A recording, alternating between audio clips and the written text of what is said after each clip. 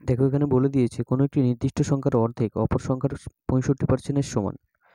প্রথম ও দ্বিতীয় সংখ্যার অনুপাত কত জানতে চেয়েছে।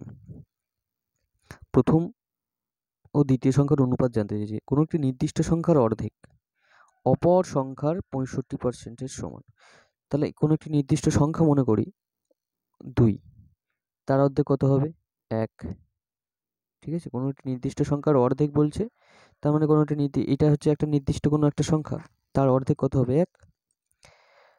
অপর একটি সংখ্যার 65% সমান, তাহলে 65% মানে কি, তাহলে 65% মানে হচ্ছে 65/100। ক্যালকুলেট করলে আমাদের আসবে 13 দিয়ে কাটলে 5 13 65 আর 5 20 100।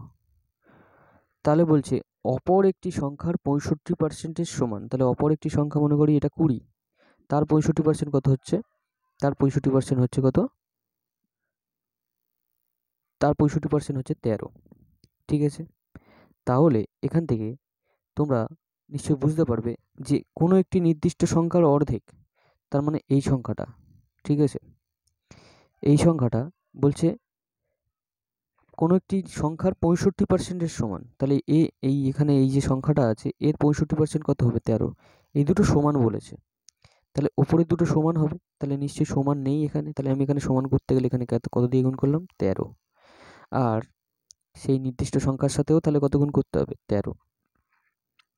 তাহলে সংখ্যা দুটোর অনুপাত আমরা পেয়ে গেলাম, একটা হচ্ছে 26, এই নিচের সংখ্যাগুলোই সেই সংখ্যা 26, আর একটা কত 20। তাদের কাটাকুটি করলে কত হবে 13 দুগুণে 26, 10 দুগুণে 20, তাহলে অনুপাতটা কত হবে, অনুপাতটা হবে 13:10। তাহলে আমাদের অপশান ডি হবে। আশা করছি বোঝাতে পারলাম। Thank you.